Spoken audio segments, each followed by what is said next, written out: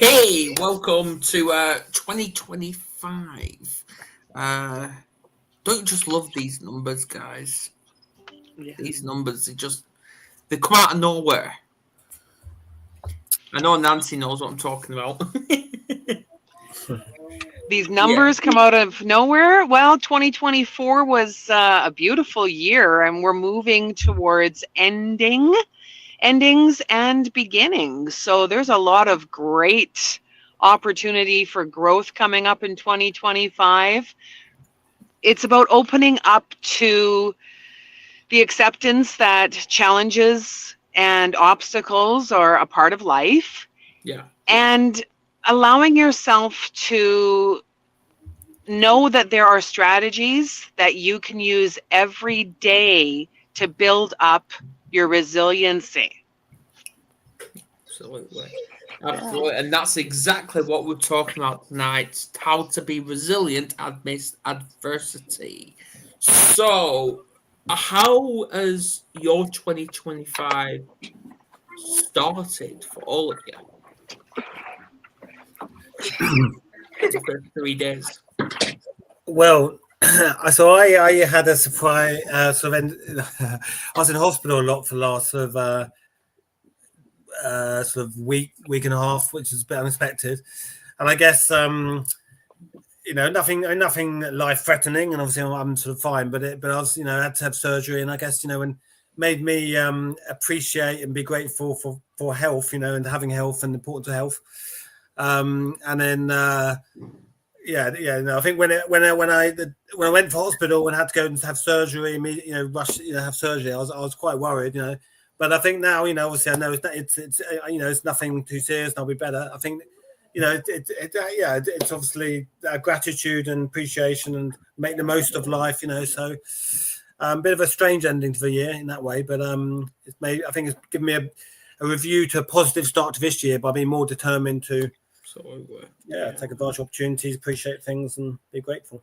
Yeah. Welcome, Richard. How's your year going so far? Well, I'm having my podcast studio is being built as we speak. My son's out there putting the backing lights and all that good stuff together. And I just got notified that Mr. Ed Milet's podcast was ranked number 16, and I'm ranked number 17. So I got ranked right up there with Mr. Ed Milet and then also Mr. Jocko Willink. So I'm starting out 2025. Awesome. Brilliant. Ashley, I know you've had some shit news about Halloween. Yeah, well, I mean, that's just whatever. That is what it is in one of those moments, like you said. How do you become resilient in the moments of adversity? And I think sometimes you just have to be creative. Yeah. You have to think outside of the box when that adversity comes, of not necessarily dwelling in the what could have been, but more so, okay, how can we figure this out moving forward? How can we pivot? How can we get creative? I think for me, 2024, there was a lot of moments of growth. There was a lot of moments of change and showing up differently compared to what I have in the past. So for me, 2025 is going to be about unleashed creativity. And it's going to be awesome because I'm going to choose it to be awesome. Absolutely. Yeah, and that's why I put that status. Obviously, my phone's dead, so I can't exactly read it, but it was basically saying to stop freaking making excuses and just get on with it. Why are we making excuses for ourselves? So that's what I did, and 3 days into it, and I've already hit that gym and did things that I didn't normally do anyway. So it's all about just showing up and cracking on because nobody's going to do it for you. Well, and when Ashley was saying how she pivoted, what do you mean by pivot, Ashley? Like for me, as far as pivots are concerned, when you get slammed up against the wall, you evaluate the situation and you say, okay, that didn't necessarily work, so let's go this way instead. And you just make that pivot. And it opens you up to different ideas. It opens you up to creativity. It opens you up to, okay, how can we do this differently? How can we either look at this differently? How can we talk to somebody else, if you will? Like, that person may have said no, but that's their opinion or that's what they think. So who else can we contact? Who else can we reach out to? What connections can we make? So it's all about keeping that expanse and that idea open. Now, don't get me wrong. When that adversity first hits and you feel like you've been cut out at the knees, you kind of have a little bit of a pity party at first and you get disappointed and you can get in your head. But then you have to be willing to move beyond that. You can't stay there because then you get nowhere. Yeah. Yeah, changing that mindset, that hamster wheel can really grab a hold of us where we are so busy focusing on our problems that even when we're doing something that we truly, we've committed to. I'm going to spend, like you were saying, Adam, time at the gym. I'm committing, I want to work on my wellness, and life's obstacles come in the way. Did you go to the gym this week? If you went to the gym one day this week, it's going to create a pattern. Mm-hmm. Next week, you might be able to go 2 days. Allow space for the days when it doesn't turn out, where there's a lot of distractions or problems and obstacles, and celebrate the day that you did go to the gym. I'm satisfied that I went to the gym for 20 minutes, and I'm enough. Yeah, I'm enough. Well, that's what I plan on doing anyway, is going twice a week, but then extended to 3 times a week. But I'm going to stay as that 3 times a week. I guess it's like the glass half full, glass half empty. Is it like, well, I could have gone 4 times, I could have gone 4 times? Or is it, well, actually, I went twice and, I had 2 great sessions and, maybe next week I'll try and do 3. And I think that's... I definitely, the half full, half empty glass thing is something, we all do at times, and I do that at times. So, and of course, a glass is half empty, it is half full, it's both those things. But what do we see the positive half or the empty half? And that's something that I think, resonates with me. I think also to say, we all have that, a goal, a vision, for how we want our year to end at the end of this year, perhaps. But I think there's a million ways we can reach that goal, whatever it is, whatever we want to be in our life. And I think, for me, I think it's having those little goals to get us moving step by step towards where we want to be. And sometimes, some of these steps don't quite work, and then we try something else. And like sometimes if things don't work, it doesn't matter, but you just keep trying things to move forward towards that goal. And to me, that's important. Overcoming adversity and is having goals each all the time, just to sort of move yourself a step further closer towards where you want to be.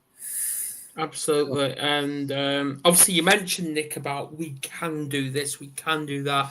I think it's all in the attitude and the wording, because not many people actually focus on what they're actually saying. And I think we should say, instead of saying we can, we will, and we'll do it. It shows that persistency, if that's the word, and that commitment. I love the quote that it says, if you say you can or you can't, you're right.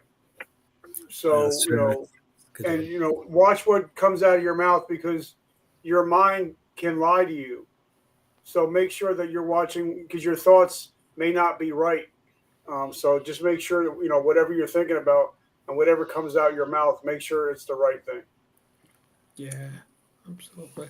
So And what when do and when you're in that moment at the gym, I mean, like I'm here. I'm doing this. I am doing a great job. I mean, this is fabulous. This is great. Like, you know, and amp up that energy, whatever that is. Some positive music, some positive podcasts. Turn off the fear. Turn off the television. When those conversations go to fear, I'm not going to stay and listen to a fear talk. I'm out. exactly? Right? I'm out. Yeah. Exactly. So, what did adversity look like for each and every one of you? Because clearly it's not positive. Because I think, do you think fear attaches itself to adversity? Well, I believe that everything you want in life is on the other side of fear. Yeah. So if you can conquer that fear, you can conquer the world. And the only way to get success in life is to go through adversity, because diamonds are only made through pressure. You know, or else you want to be a clam for the rest of your life. So if you want to be a clam, don't go through any pressure and any adversity. You want to be a diamond, go through some pressure and some adversity. So look for it as a positive instead of negative, because most of the time, if there's a breakthrough coming, things are going to get harder before the breakthrough. Yeah, absolutely.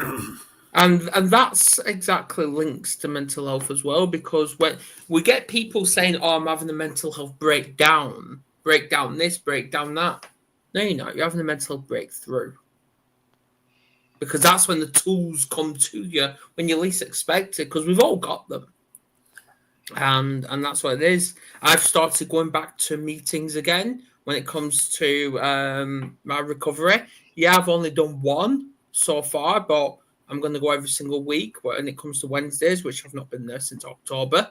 But yeah, I'm going to go again. Yeah, When we realize where we have fallen back into patterns of self-sabotage, because they're self-sabotaging patterns. When we fall back into those patterns and we see them, then we've got the opportunity for change and for choice and for change. I had a rough few weeks in December where I had a lot of pain in my arms. I mean, excruciating pain. And I had to accept that I needed help from others. I've got a beautiful community here in Edmonton of people that use alternative methods. And I mean, I had the most wonderful acupuncture experience whereby the lady who I go to used mugwort, and she heated the ends of the needles that were in my arms. And I mean, I had a lot of needles in my arms, like shoulders, necks, down the sides, and it was heated up to 800 degrees. So it got deep, deep, deep, like an infrared sauna into those areas. And accepting that trauma to my body, my arms were going to be sore for the next couple of days. Yes, and yesterday was the first day. I felt like I had been in a boxing ring for like 12 hours. My body was exhausted. It was heavy. It was hard. I mean, to stay and rest. Just rest. Take it easy, Nance. Watch that movie in the middle of the afternoon. Oh, you should be doing all these things. Look at that list of things that you've got to do. In that time where I needed to rest and restore, I was able to think about my goals for 2025. I couldn't write them. My hands were too sore. I couldn't type them. My hands were too sore. But I was able to solidify in my mind what those goals are and why, what that feeling's going to be like, experiencing the challenges that come with goals, learning new things, reaching out to women's shelters, speaking about my truth, about being in a domestic violence relationship, telling people that that's where I was, and here I am now. Wow, what a great blessed place to be in my life on the other side. I got to take it easy sometimes too. Have to. Yeah. I think there's something in that. If you want to make change in your life, there's you always got like you've always got like an easy option and a with everything, every decision in life got an easy option, a hard option, and I guess the easiest option is to do nothing in life, not change a thing, carry on the way you are, because that's the easiest. Well, it's the easiest thing, and to take the harder option is to take the risk and make a change. And like you react, gym, Adam. Obviously the easiest thing would be to make an excuse and not go to the gym, but and I think with all for myself, like obviously if I want to make changes in my life. I've got to take risks. I've got to do things I'm not comfortable with. I've got to, to get out my comfort zone and do things which I know are going to be hard and going to be, challenging. But the thing, like I think, Richard said about, it's a pressure that makes a diamond.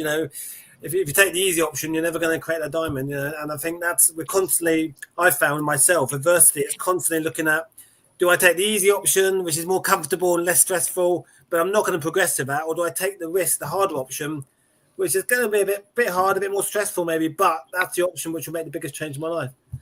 Pick your hard. Pick your hard. I know a guy that said that, right, Richard? Pick your hard. I mean, that episode with you and Christopher Rausch was amazing. I've been holding on to that. Pick your hard.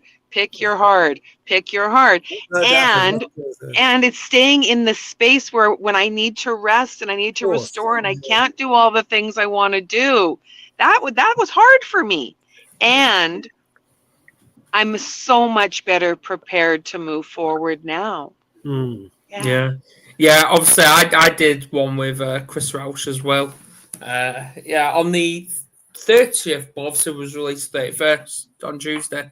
So and we spoke about suicide, addiction. It was powerful. It was powerful. And like we talked about with Chris was pick your hard. It's hard being broke, busted, and disgusted. That's hard. But it's also hard to go out and hustle and grind and make the money and then go sit on an island somewhere for a couple weeks. Pick your hard. What do you want? And so I think it's important for us to pick our hard in everything in life. You want a good relationship, it's going to take work. You want a bad relationship, you're going to have to screw it up really bad. So pick your hard. Yeah. I like it. Yeah. What do you think, Ashley? Well, so I've had a few things that have come full circle in this conversation, and just the fact that we have this topic, if you will, because last night I was listening to a final training by one of my business coaches, and she did a quote from Harvard Business, and it says, building resilience is best done precisely when times are most difficult.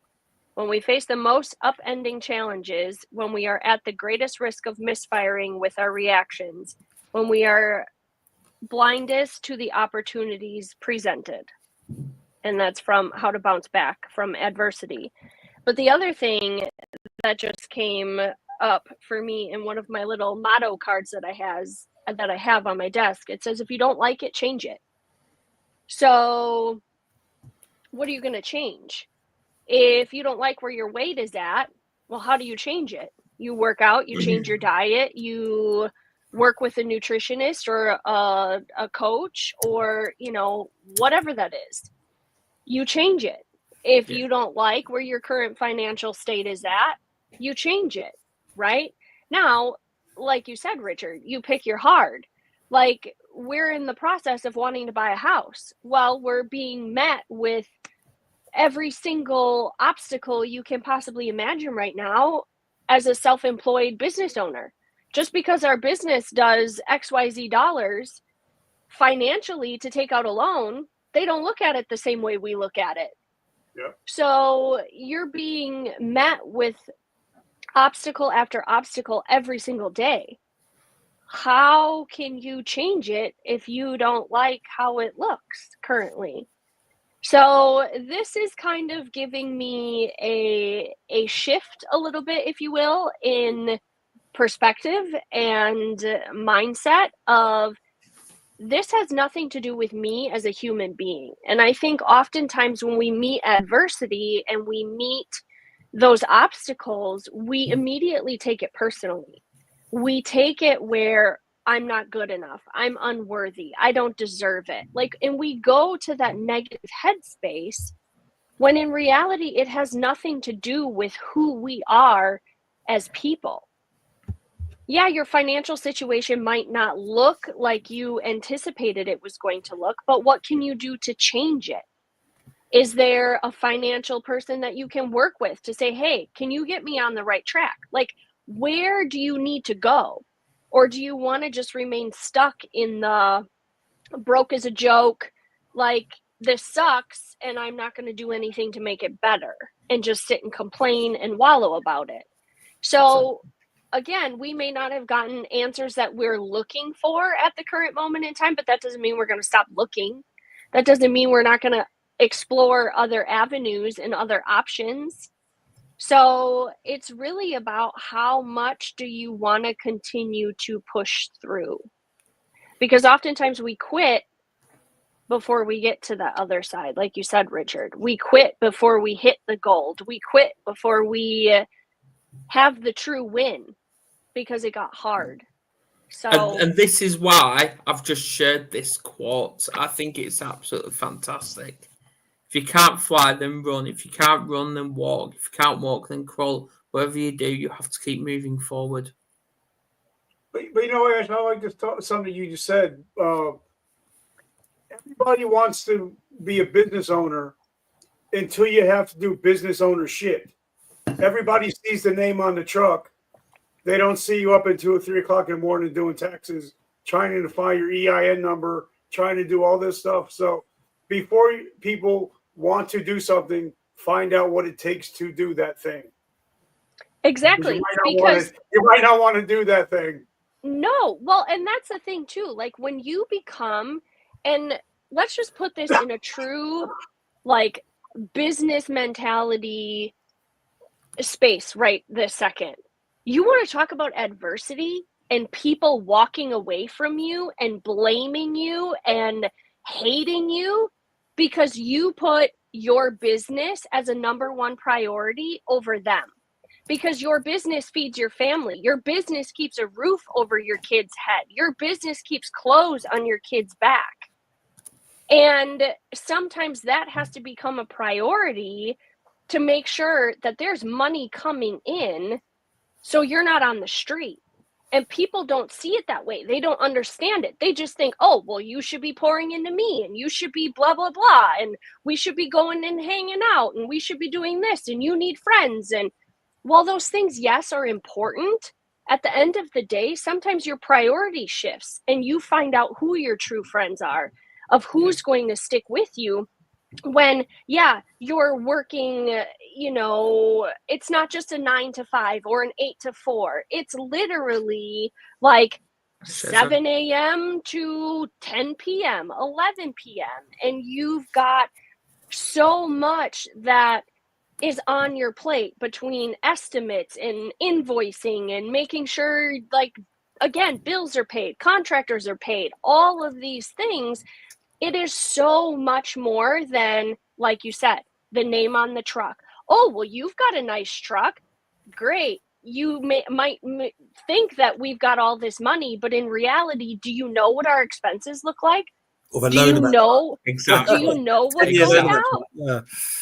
Like it is all like they just get so stuck of the rich just keep getting richer. No, we figure out how to use what's available to us to be able to provide jobs for other people and even just to make our own home float. You have no idea unless you're truly in it. But if you come to me and say, okay, I want to start a business, well, I'm going to tell you, this is what you need to do. This is what you need to do. This is what happens. Like, it's not just a, here you go, start a business. No, it's a bend over and let's see how hard you can take it kind of a situation when you're dealing with business ownership. It's hard. It's hard. I think that's quite refreshingly honest hearing you say, Ashley, because I think there is obviously some very successful businessmen who have a paint that very on their social media very glamorous, it's easy to make lots of money and obviously the lifestyle and I think that leads to misconception by a lot of people that, oh well, if you start your own business, then you can make loads of money easily and then you can have all these income streams and it's once it's automated, and obviously that's not the reality. So I think fresh honesty is what perhaps we need to think. Well, when you're building a business literally from the ground up, it is tears, it is fights, it is blood, you name it, it's there. And is this what you're talking about, Ashley? People only see the tip of it. Yes, that is what the meaning of success. You only see the tip of what success looks like. What you don't see is everything below it and the shit that you go through. In true honesty. Like when my husband first started our construction company, I was furious, utterly furious. I was probably his biggest obstacle. And now I'm probably his biggest supporter. As a matter of fact, I am his biggest supporter. But we do it together. But people don't understand what it's taken all of the nights away that I was a single mom because he was doing side work before he went official. All the hours that he was working a full-time job and then working projects after work and working 80 plus hours a week. All of that time away, it cost us something. It cost me a lot of things and almost my life in the process of being pregnant and burnt out and emotionally stressed and in resentment and in bitterness and all of the things. It cost me so much. Now, I'm not saying it didn't cost my husband things either, because it did. Our marriage almost fell apart. But when we came together and now we work as a team, our communication is better with each other. We have goals together. Like, we had to make a lot of hard decisions of what we wanted this to look like. Our kids, they see struggles, but they also see the wins within that. And sometimes I think they take the wins a little too high of, oh, let's go out to eat every freaking night, or let's go do this and let's go do this, because they think that money is just, flying off the shelves. But at the end of the day, it's those experiences and letting them know that, hey, this costs us something to do these activities. And you want to put that in a perspective for them, but you also don't want them to live in a lack mindset or in that mindset of there isn't enough. But it's just those reality and those real raw life conversations that we have with our kids, so they can learn how to be resilient, how to be creative if shit isn't going your way, how to, work the problem, be a solution finder. But don't you believe, and this is the last thing I'll say, don't you believe that your partner should be your teammate, not your opponent? Absolutely. Yeah. 100%. I agree. Absolutely. And when we have to be able to accept the criticism about how we behave when we are not being the best possible version of ourselves. We have to. We truly do have to. When we're going through the challenges and the struggles, how am I showing up? And when I'm not showing up in a way that's kind and supportive to others, I may not be being kind and supportive to myself inside my head. There are so many people that we can reach out to in what we're going through. Look at the people who have succeeded. Ask them how they've succeeded. It's about collaboration, not competition. Yep. Like it truly, truly is. Look for someone who has succeeded. Understand that you're going to have to go through difficult times and difficult challenges. Keep the success, the goal. Believe that you can do it. And when you stop believing, reach out to someone who's going to help you work through it and reassure you, you've got this. You've got this. When I was going through the edits for my memoir, oh my God. I mean, it took me, I had this goal in mind, and let's say, I think it was 6 months that I was going to get through it. And it took me so much longer than I expected. It was so much harder. And I enjoyed the process of editing because I had to dig deeper inside of myself to be able to explain what was domestic violence. I had to give the details, the raw, the uncut, the honest. And my kids were so, so wonderfully helpful. You've got this, Mom. I believe in you, Mom. And they told me that they were able to become the person that I was for them when I needed them.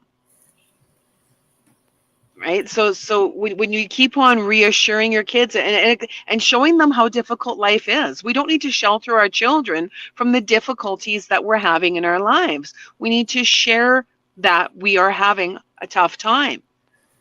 We've got to share that.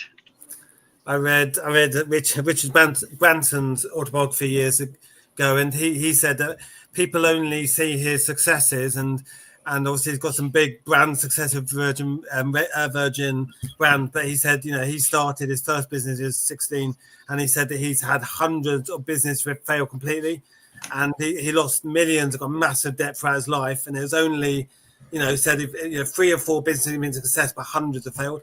And I guess that's a thing that people only see the successes often with people, and they often don't see all the hard work and often the failures along the way. And we have to be aware. I think it's not that thing. We've got to be optimistic to keep us going, but we have to be realistic. And that to be successful, it always involves sacrifice. And that's that's the biggest challenge, isn't it? The more we want, the more we've got to sacrifice along the way in some way.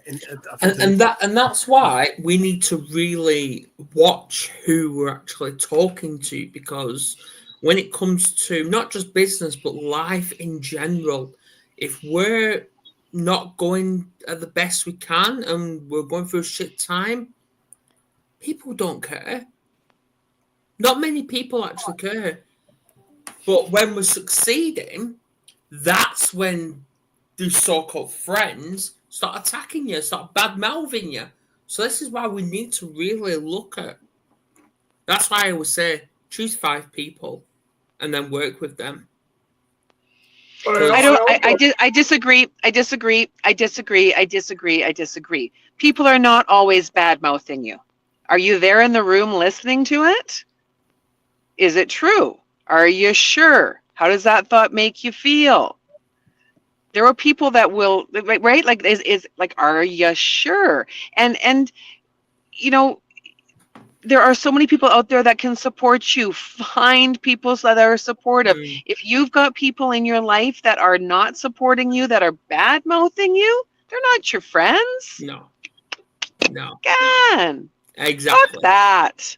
Yeah. I love that. Like, if I'm your friend, I'll talk shit in front of your face to you, but I will defend you when you're not there.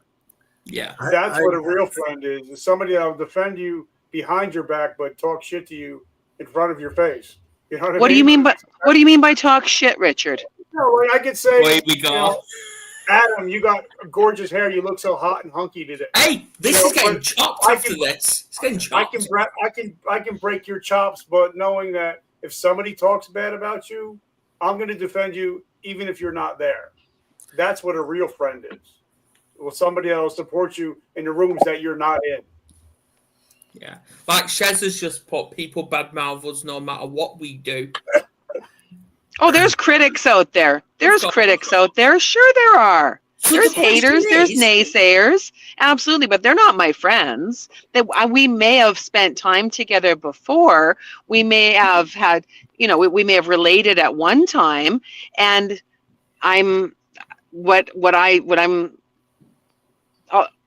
I've got people that with my memoir, she didn't go through domestic violence. Really? Were you there? No.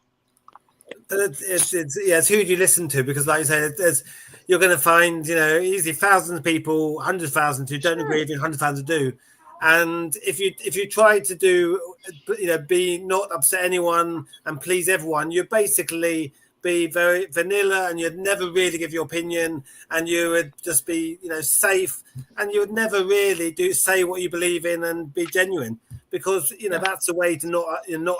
But actually, if you stick to what you believe in and what you want to say and need to say, then of course there's going to be people who disagree. But yeah, who do you listen to? Do you listen to people who believe you and agree with you and support you, or do you listen to the people who disagree with you?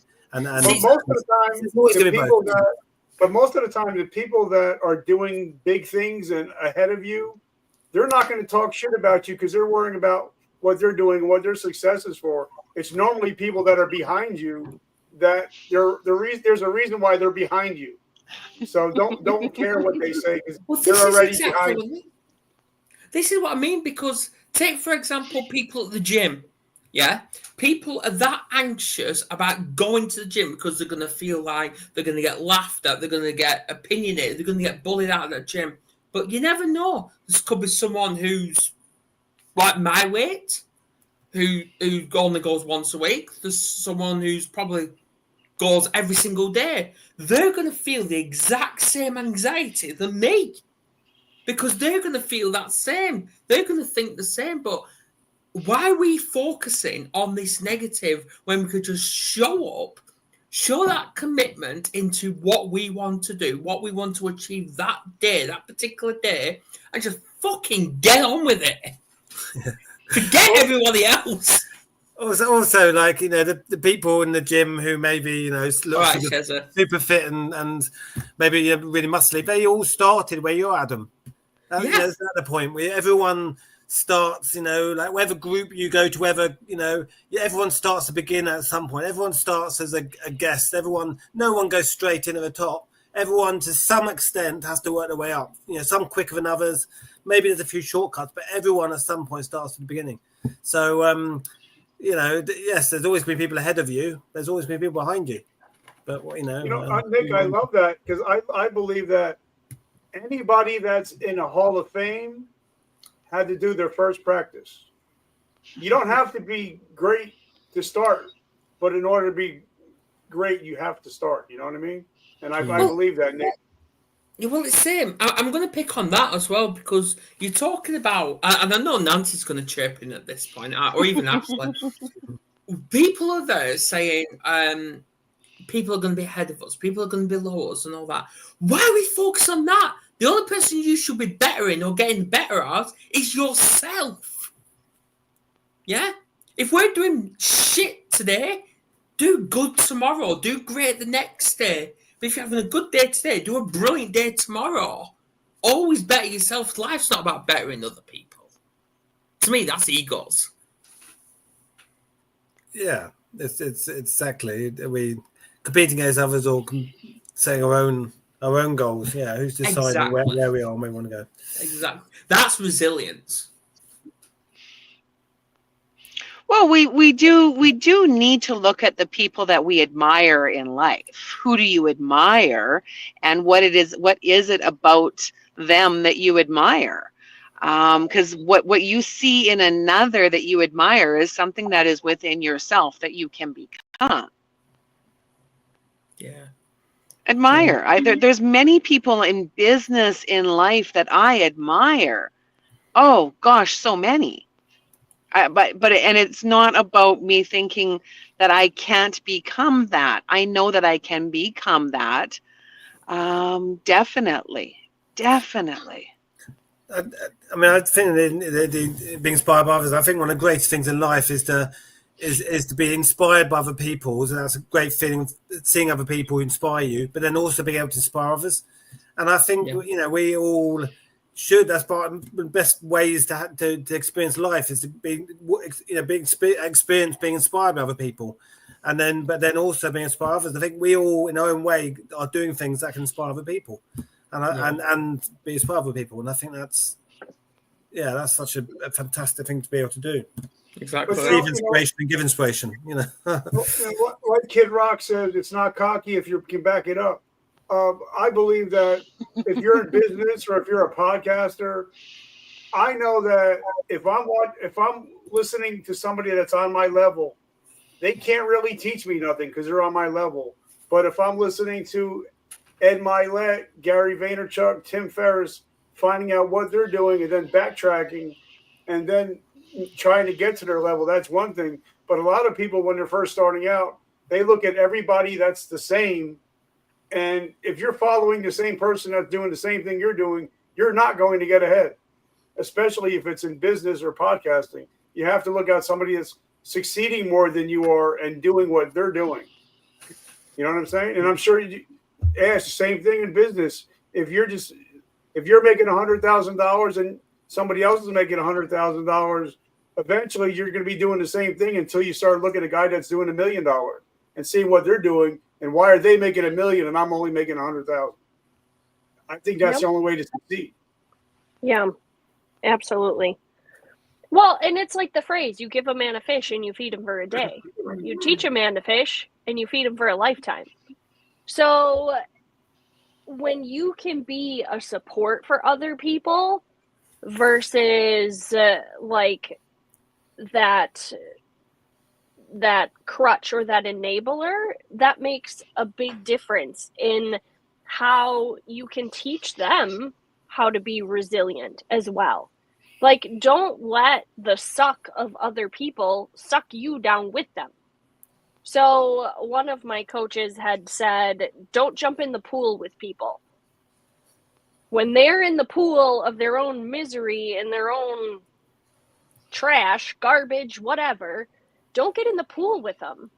You can be that support and you can be there for them, but don't get in the pool and let your high energy, your positivity, your mental state get into that same pool. Yeah, absolutely.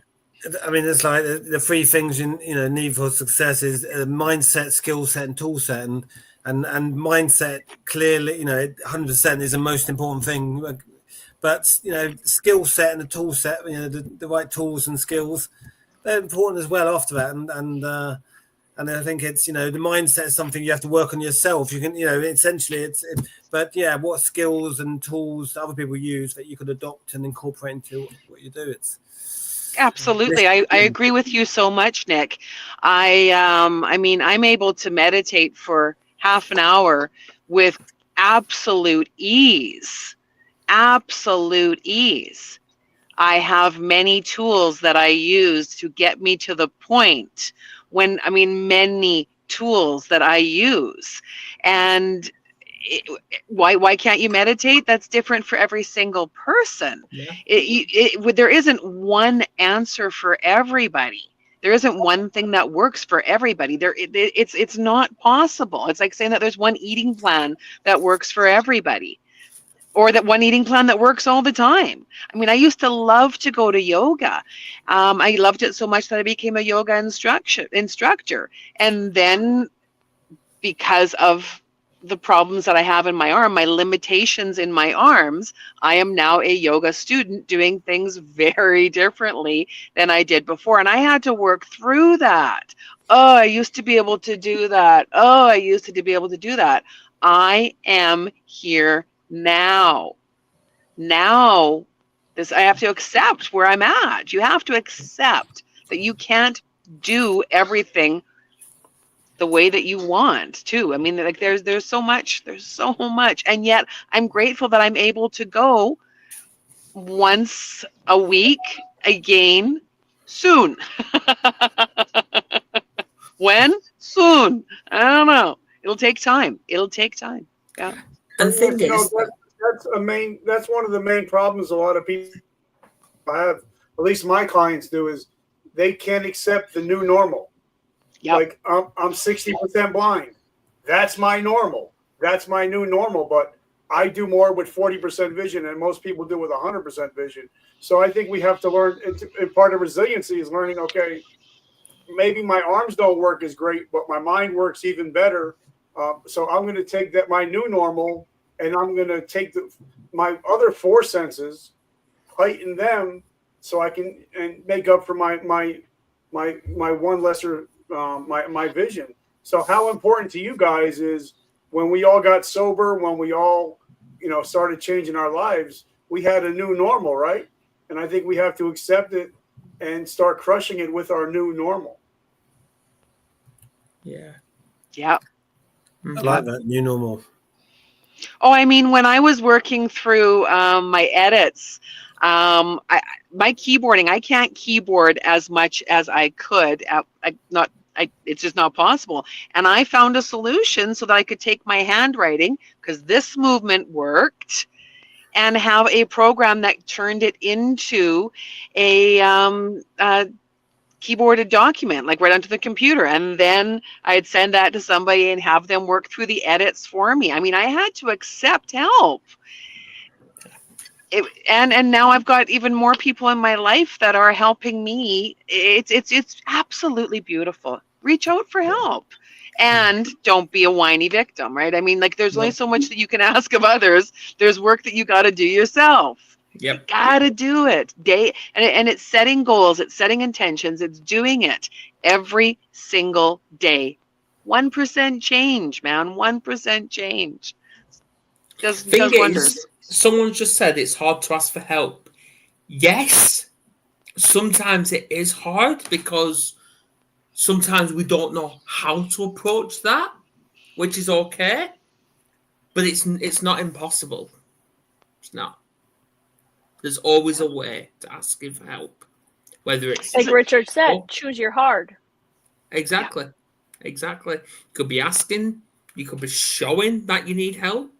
There's always a strategy out there. It's so true. And I mean, and it's about being honest and vulnerable with people in your life. Again, pick your people. Are you okay? Yeah, I'm good. I'm fine. I'm wonderful. Are you really okay? And that's when it gets you. Are you really okay? And then in that moment, that time where it's able to be vulnerable, I'm not. What's going on? Time and place. There's a lot of things going on in my life. Thank you for asking. I would really appreciate some time alone with you, or can we go for coffee? Or I mean, like, reach out for support. Yes, it's hard to ask. It feels good. It's one ask, and you may get 2, 3, 4 no's. They're not yets. Keep asking. Ask the right people, right? Ask the right people. It's like, I think the automatic response we all say is when people ask, are you okay, is I'm fine. Yeah, I'm okay. It's automatic, isn't it? We say, well, yeah, I'm fine. But as they say, it's a second question where you ask again, are you sure?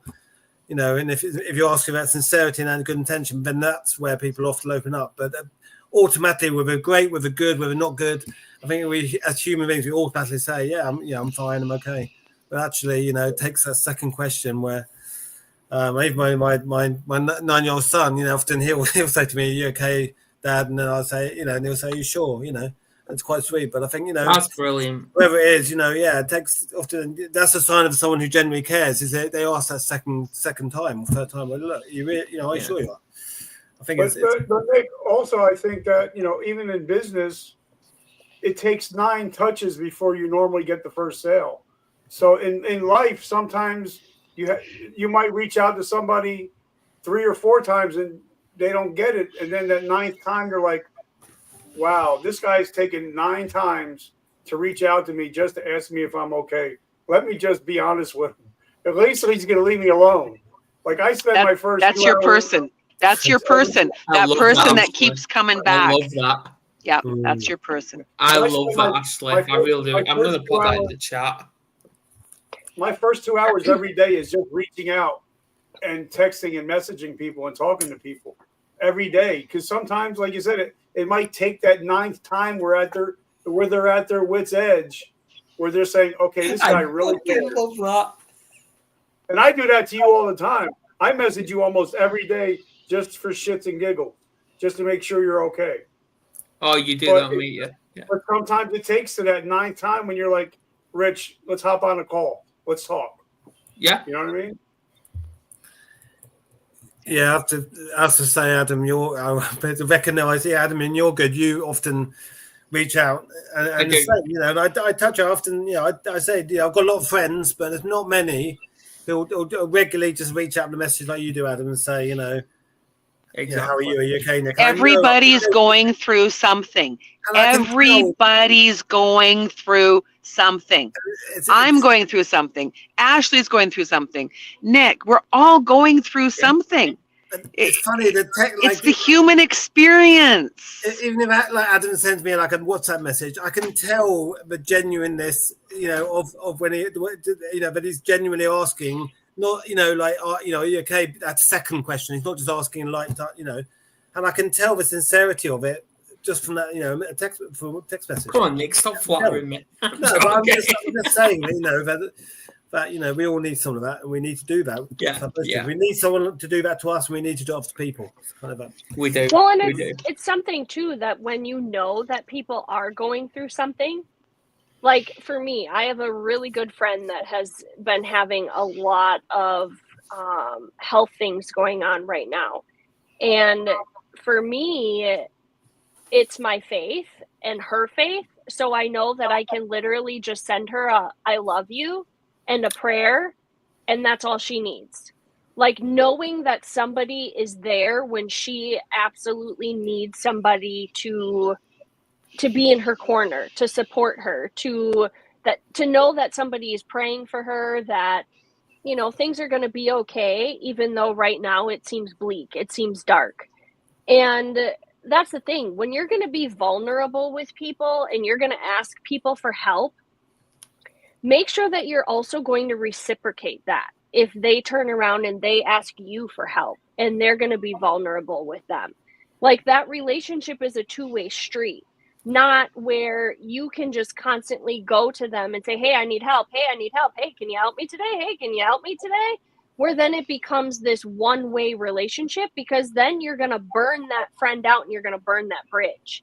Like you have to be willing to be that for somebody else when you're in that higher level state after you've gotten through what you've gotten through. Because again, everybody is going through something. And we don't know what that something is unless they are willing to be vulnerable. It's hard to be vulnerable with people because so many people have given their opinion when we've been vulnerable. They've shut us down. They've shamed us. They've guilted us for being who we are as people. So when you find the right people that you truly can be vulnerable with, be vulnerable. Be willing to air out your deepest, darkest, whatever it is with those people that you can trust and that you can build that relationship with. Because it keeps you from that isolation. Yes, when people feel like they're not alone. Like for moms, okay? I'm gonna pivot this a little bit to moms. So often moms feel like they are on an isolated island, that they can't ask for help, that they wear, I've got to do it all like a badge of honor because this is my job. This is what I am. This is who I am. I'm mom. I'm supposed to be homemaker and this and this and this, especially stay-at-home moms. We wear the juggling hats and the plates and think that we have to hold everything together and pretend that everything is fine. We don't. When I was sick, asking for help was one of the hardest things, yes, that I had to do, but we had to seek out prayer from pastors at church. We were put on a meal train. Like, my husband was literally here with all 6 kids and I'm stuck in a hospital bed. I had to be willing to surrender my pride, my ego, and ask for help. And when you can surrender your pride and your ego and you can ask for help, that's where growth begins to happen. That's where change begins to happen.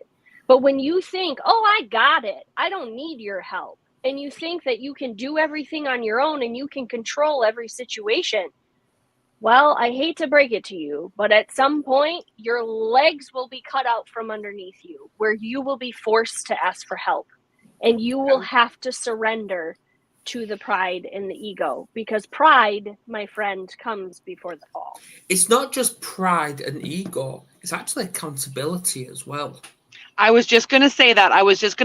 When you're asking for help and you're getting help from other people, you have to own your part in the equation as well. Mm. You have to own your part in the equation. It's okay. It's good to ask for help. And what situations came into your life that maybe you didn't handle in the best way, or I mean, illness is often. I mean, Nick didn't do anything wrong to end up in the hospital. It was an illness, right? I mean, like that needed an operation. That's what happens. When I look at my own personal struggles with my arms, it wasn't that I overdid it. It was a time in my life where there were a lot of situations that I had to do.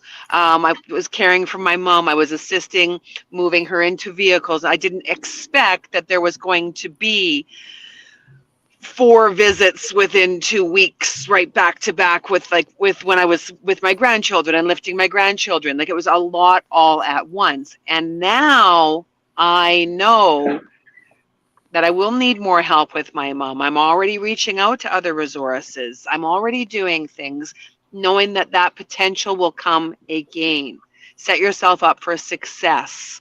Get that help, set yourself up for success, and find someone that's going to hold you accountable to what you say that you're going to do. So important. So important.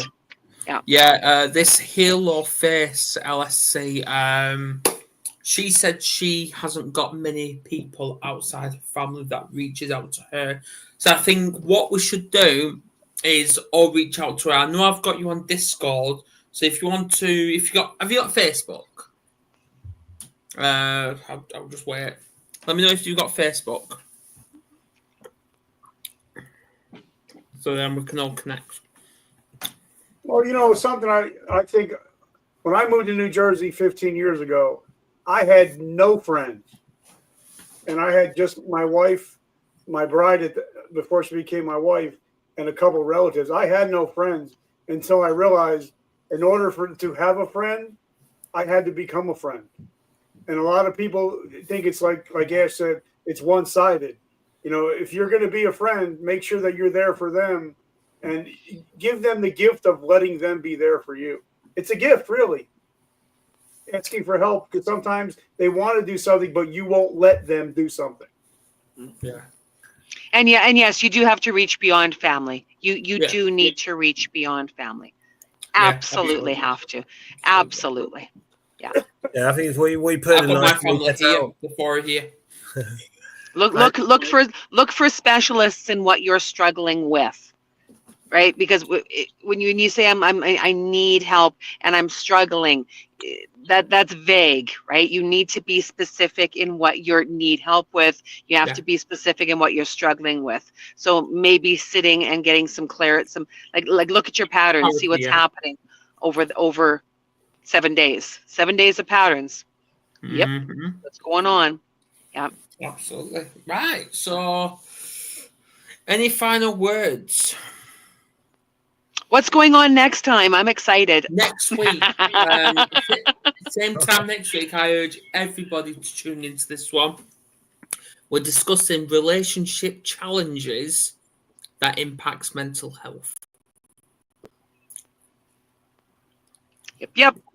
I'll be there. Yeah, it's good. Definitely, you have to. That's it. Absolutely. And I just want to put out, if anybody that's listening is struggling with resiliency, my podcast is called Vertical Momentum Resiliency Podcast. So if anybody's struggling with resiliency, hit me up on DMs and we can hop on a call, because I don't want to see. I'm still waiting to get on his podcast. I still haven't. I've just joined your Facebook group, Richard. By the way, I just and I don't want to see anybody become a statistic. So please reach out if you're struggling. Yeah. Excellent. Reach out. If you're looking for help with mindset, I've got so many strategies. Addictions, I can help you shoot in the right direction, as well as strategies.